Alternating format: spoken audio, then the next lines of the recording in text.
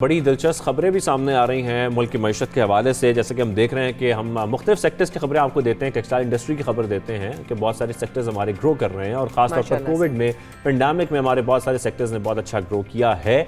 इसके साथ साथ जो अब हम आपके साथ खबर शेयर कर रहे हैं वो कर्ज के हवाले से। एक तरफ तो हम देख रहे हैं कि पाकिस्तान का मुआहदा हुआ और उसमें पाकिस्तान एक कर्ज लेने जा रहा है, पाकिस्तान कर्ज लेने जा रहा है, लेकिन दूसरी जानिब एक एस्पेक्ट ये भी है कि पाकिस्तान किसी को कर्ज दे भी रहा है। और कर्ज किसको दे रहा है? ये श्रीलंका को। मतलब पाकिस्तान सिर्फ कर्ज लेता नहीं है, कर्ज देता भी है। माया, ऐसा पॉसिबल है? मैं यकीन कर सकती हूँ। आज की खबर के बाद मुझे यकीन हो रहा है आहिस्ता आहिस्ता कि वाकई में पाकिस्तान में भी इत्तेफाक हो इस हवाले से। ऑब्वियसली श्रीलंकन वजीर तिजारत के हाल दौरे के बाद ऑब्वियसली चीज़ें जो कुछ ना कुछ होनी थी, डेवलपमेंट्स होनी थी, and that's probably corrected development according to his last trip जो था पाकिस्तान का, उस हवाले से। तो पाकिस्तान से कर्ज के दौरानिया और मुआहदे की तफसील जो है वो तय की जा रही है, क्योंकि श्रीलंका को ये हम कर्ज देने जा रहे हैं, जो इसके बारे में अभी तक डिटेल सामने आ रही हैं। कहा यह जा रहा है कि 20 करोड़ डॉलर का ये कर्ज है जो पाकिस्तान श्रीलंका को फराहम करेगा। तो इसी मामले पर बात करने के लिए माहिर माशियात डॉक्टर शुजात मुबारक साहब हमारे साथ मौजूद हैं, जो हमेशा से मौजूद होते हैं सबसे पहले पाकिस्तान में और आपको मईशत पर अपडेट कर रहे होते हैं, बहुत सारे पहलुओं पर बात कर रहे होते हैं। शुजात मुबारक साहब, आपको खुशामदीद कहेंगे सबसे पहले पाकिस्तान में। सर, सबसे पहले तो ये बताइएगा, ये पाकिस्तान इस पोजीशन में आ चुका है कि अब कर्ज दे? मुस्कुरा भी रहे। Thank you very much. मैं चंद हकायक आपके सामने रखता हूँ और फिर आप खुद फैसला कीजिएगा कि हम किस पोजीशन में हैं। ठीक है। 2000 मेरे पास अभी स्टैटिस्टिक्स मौजूद है कि 2017-18 में पाकिस्तान के जो कर्जाजात थे वो 286 अरब रुपए थे और 2022 में हमारे जो कर्जाजात है वो 1427 अरब रुपए है, जो कि 400 गुना बढ़ गए हैं। जबकि अगर आप देखें पूरी दुनिया में अगर हम कंपेयर करें तो we stand among the 10 most dated nation, जिनका कोई हमारा 127 बिलियन डॉलर का कर्जा है, जो कि 94% ऑफ आवर जीडीपी बनता है। और इंटरेस्टिंग बात यह कि पिछले सिर्फ 6 महीनों में हमने कोई 10 बिलियन डॉलर कर्जा लिया मुख्तलिफ बायलैटरल मल्टीलैटरल एजेंसीज के, और अगले 6 महीनों में हमें 8 बिलियन डॉलर वापस करना है। ये सऊदीया की वो शॉर्ट टर्म लोन्स को हटा 3 बिलियन डॉलर हमने लिए। तो गिवन दिस सिनेरियो, जब पाकिस्तान कहा यह जा रहा हो कि we are the most highly dated nation, 8 billion dollar आपने 6 महीने में वापस करना है, करंट अकाउंट का खसारा आपका 15-16 बिलियन डॉलर तक जाने का खदशा हो, तो मेरे ख्याल में ये बड़ी अजीब सी बात लगती है। इवन कि $1 भी पाकिस्तान अफोर्ड नहीं कर सकता किसी दूसरे मुल्क को कर्जा देना, चाहे आप। जी डॉक्टर साहब, अब सवाल जी डॉक्टर साहब, वही आपकी बात है कि एक तरफ IMF का दबाव पाकिस्तान पर बढ़ रहा है और ऐसे में दीगर ममालिक से भी कर्जा लेना, अब ये मुल्की मईशत के लिए ये ग्रोथ लग रही है। मुझे तो नहीं पता, मैं, लेकिन आप ही बता सकते हैं कि ये हम कैसे करेंगे सारा कुछ। देखिए, ये तो इस सूरत हाल में पाकिस्तान $1 भी कर्जा देना अफोर्ड नहीं कर सकता, फ्रैंकली स्पीकिंग। और आगे जो आपके लिए सिनेरियो आ रहा है, आप देखेंगे हमें 6 महीने में 8.4 बिलियन डॉलर वापस करने हैं, और अगर हमें खुदा न खास्ता IMF से कोई किस्त नहीं मिलती है तो अगेन हमें अपनी करेंसी को दोबारा से उसकी वैल्यू कम करनी पड़ेगी, पाकिस्तान के रुपए की वैल्यू गिरेगी, दोबारा से एक महंगाई का तूफान आएगा और वो सारी चीजें एपिसोड दोबारा से रिपीट होंगी।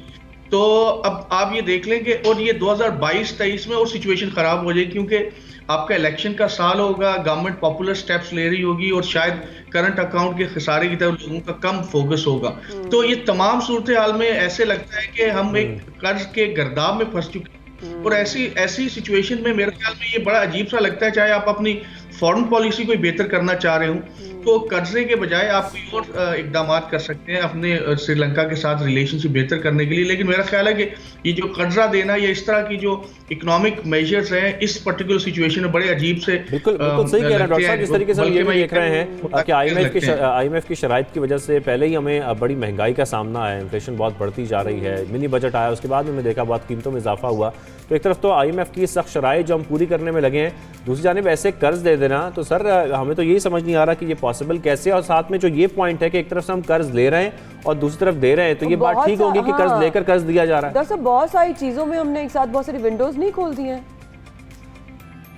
देखिए, इसमें मैं आपको श्रीलंका के हकाइक भी बता देता हूँ, कुछ समझ में आएगी कि हम भी श्रीलंका की राह पे चल रहे हैं। इस वक्त श्रीलंका का फॉरेन रिजर्व है $1 बिलियन का, और उनकी जो फॉरेन जो लोन समझ लीजिए या फॉरेन ऑब्लिगेशन है वो 7-8 बिलियन डॉलर के हैं। लेकिन श्रीलंकन प्रेसिडेंट ने IMF की तरफ जाने से इनकार कर दिया। वो ये कह रहे हैं कि हम चाइना से मदद लेंगे और शायद एक और पोर्ट हम गिरवी रखवा दें।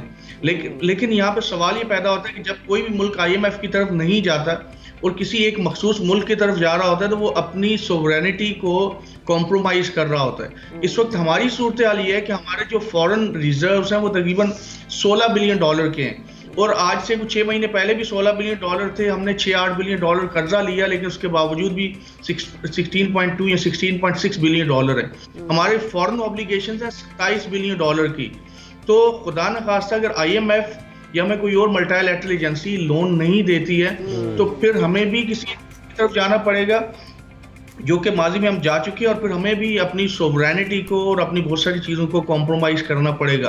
तो गवर्नमेंट को ये जहन में रखना चाहिए कि आप जो भी कर्जा जात ले रहे हैं, जो भी अपनी फाइनेंशियल प्लानिंग कर रहे हैं, उसके अंदर ये आपने जहन में रखना कि अगर हम कहीं बायलैटरल किसी कंट्री की तरफ कर्जा लेने जा रहे हैं तो डेफिनेटली हमें अपनी सोवरेनिटी को कॉम्प्रोमाइज करना पड़ेगा। बहुत सारे लोग कहते हैं कि हमने उसको कॉम्प्रोमाइज किया, मैं यहाँ पे जिक्र उसका नहीं करना चाहता। ठीक है, ठीक है। और साथ में सर हम जिस तरीके से इस पर ही बात कर लेते हैं कि मुल्क में सर जो महंगाई बढ़ी है, जिस तरीके से हम देख रहे हैं, ये तो चलें कर्जे की बात हो गई जो हम श्रीलंका को दे रहे हैं, ठीक है, हम दे देते हैं कि जो हमारी अपनी परेशानी है उसका मसला कब निकलेगा। जो मुल्क में महंगाई बढ़ती जा रही है, नए साल का आगाज़ हुआ है, उसमें मुसलसल कीमतों में इजाफा हो रहा है। अभी भी हम देख रहे हैं कि जो मज़ीद टैक्सेस हैं वो बढ़ गए हैं। जो नए साल में जो उसका आगाज़ है वो तो कुछ बहुत अच्छा नहीं हुआ है, लेकिन इस पूरे साल की कंडीशन आप क्या देख रहे हैं मुस्तकबिल में? देखिए 2022 तो एक क्राइसिस का साल ही है, पहले भी आपके प्रोग्राम में मैंने अर्ज किया था। और अब प्रेजेंटली अगर आप देखें तो हम रेमिटेंसेस पे बहुत हद तक रिलाई कर रहे थे, लेकिन अब थोड़ा सा डिप डाउन होना शुरू हो गए हमारे जो रेमिटेंसेस हैं। और रेमिटेंसेस अगर ज्यादा कम होते हैं तो अगेन हमारी करेंसी के ऊपर इसका प्रेशर आएगा, नंबर 1। सेकेंडली क्रूड ऑयल की ब्रेंट की जो प्राइसेस है वो $84-87 पे घूम रही है और ये भी एक्सपेक्ट किया जा रहा है कि ये इससे प्राइसेस कम नहीं होंगी। अगेन हमारा इंपोर्ट बिल बढ़ेगा और पाकिस्तान में फूड की जो कि गवर्नमेंट की नाअहली की वजह से फूड की शॉर्टेज हुई, स्पेशली यूरिया की जो हमने इंपोर्ट किया तो उससे अगेन हमारा इंपोर्ट बिल बढ़ गया। इससे पहले भी हम शुगर इंपोर्ट कर चुके हैं, वो सारी चीज़ें जो हम पाकिस्तान में प्रोड्यूस कर सकते थे वो हमने इंपोर्ट की, हमारे इंपोर्ट बिल बढ़ गए जिसकी वजह से हमारी करेंसी में प्रेशर आया। जब आपकी करेंसी डेप्रिशिएट होती है, करेंसी की वैल्यू कम होती है तो आपके सारे मैक्रो इकोनॉमिक इंडिकेटर्स हिल जाते हैं। आपके यहाँ महंगाई होती है, आपके यहाँ एम्प्लॉयमेंट बढ़ेगी, आपके आप मतलब सारे का सारा पूरा जो इकोनॉमिक सिस्टम है वो गड़बड़ हो जाता है। तो गिवन द प्रेजेंट सिनेरियो मुझे मेरा ख्याल ये है कि बहुत ज़्यादा होपफुल सिचुएशन नज़र नहीं आती है, लेकिन अल्लाह करे अगर कोई इंटरनेशनल लेवल पे ऑयल की प्राइसेस कम हो जाती हैं, कुछ इस तरह से चीज़ें होती हैं तो शायद कुछ बेहतरी के इम्कान नजर आ जाए। डॉक्टर साहब आपने तो पहले ही कह दिया था जब साल का आगाज़ होने वाला था, आपने उसी वक्त इसकी जो है वो प्रिडिक्शन कर दी थी कि बहुत ज़्यादा सिचुएशन जो है वो स्टेबल नज़र नहीं आ रही और महंगाई बहुत बढ़ेगी। जिस आपने भी दुआ की है और हम भी दुआ करते हैं। Thank you so much for your time doctor साहब। आप हमेशा आते हैं, आप हमें एनलाइटेड करते हैं और हमें बहुत सारी चीज़ें सिखा के भी जाते हैं और एक्चुअली वार्न करके जाते हैं कि जो स्टैटिस्टिक्स बता रहे होते हैं, द नंबर्स आर टेलिंग